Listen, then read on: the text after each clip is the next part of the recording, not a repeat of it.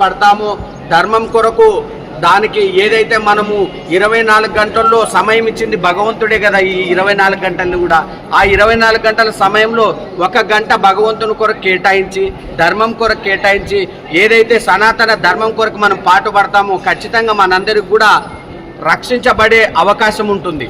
ధర్మానికి నీతికి ఎప్పుడైతే ఎదురు వెళ్తామో మన ఆయుష్ అనేది కమ్మి అవుతుంది. అంటే ఆయుష్ని మనం కట్ చేస్తూ ఉంటాడు భగవంతుడు. మరి ఆయనకు తెలిసింది ఒకటి, ఆయుష్ మనకి ప్రమాణం ఉంటే ఏదైనా సాధించవచ్చు. ఒక ఇల్లు కానీ ఒక వాహనం కానీ ఏది కూడా మనం ఏదైతే లగ్జరీగా బతకాలనుకున్నప్పుడు భగవంతుని యొక్క ఆశీస్సులు ఉంటే తప్ప మనం ఏది కూడా సాధించలేము. మరి అన్ని సాధించిన మనశ్శాంతి అనేది కూడా కొరబడుతుంది. మరి అలాంటి మనశ్శాంతి కూడా మనకు ప్రతి వస్తువు కూడా అన్ని కూడా లభ్యం కావాలంటే భగవంతుని యొక్క అనుగ్రహం ఉండాలి తప్ప మరి మనకి ఏది కూడా మనకు తల్లిదండ్రుల ఆశీస్సులు, పెద్దల యొక్క ఆశీస్సులు, గురువుల యొక్క ఆశీస్సులు ఉంటే తప్ప ఏది జరగదు.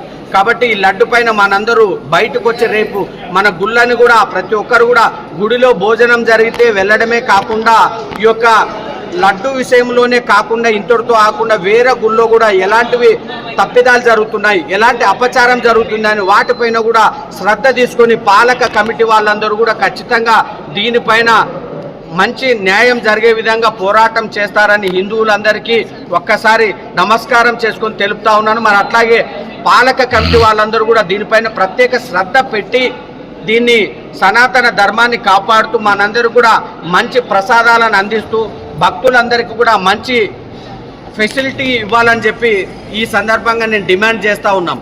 మనము ఆ సనాతన ధర్మాన్ని నిలబెట్టాలంటే ఆ యొక్క ధర్మాదాయ శాఖ అనే దానిపైన మనకి నడుస్తూ ఉన్నాయి. కాబట్టి వాళ్ళందరూ కూడా ఈ యొక్క ధర్మం గురించి నిలబడాలంటే అందరికి కూడా భక్తులందరికీ కూడా మన సదుపాయాలు అందిస్తే తప్ప ఏది కూడా సనాతన ధర్మం నిలబెట్టడానికి మనకు ముందు భవిష్యత్ తరాలు కూడా ఉండవని చెప్పి ఈ సందర్భంగా తెలియజేసుకుంటూ ఖచ్చితంగా మనందరూ కూడా దీన్ని ఖండించాలని చెప్పి తెలియజేసుకుంటున్నాను. జై శ్రీరామ్. నాయకుడైనటువంటి ఆ వెంకటేశ్వర స్వామికి ఈరోజు ఆ లడ్డు విషయంలో అపచారం జరిగితే మరి సాధారణ విషయంలో సాధారణ వ్యవహారంలో ఎంత తప్పిదం జరుగుతుందో ఒకసారి ఆలోచన చేయాలి. సనాతన ధర్మంలో మనందరూ కూడా పాలక కమిటీ కానీ మరి రాజకీయ నాయకులు కానీ దీనిపై ఎందుకు కళ్ళు మూసుకొని ఉంటున్నారు అనేది ఎవరికి కూడా అర్థం కాని విషయం. కాబట్టి మనందరూ కూడా ఈ సనాతన ధర్మం కొరకు పాటుపడుతూ ఆ లడ్డు విషయంలోనే కాకుండా వేరే ఆలయాల్లో కూడా ఇలాంటి అపచారాలు జరగకుండా అందరూ కూడా కాపాడాల్సిన బాధ్యత అందరిపై ఉందని చెప్పి తెలియజేసుకుంటూ అందరూ దీన్ని ఖండించాలని చెప్పి తెలియజేసుకుంటున్నాను. జై శ్రీ.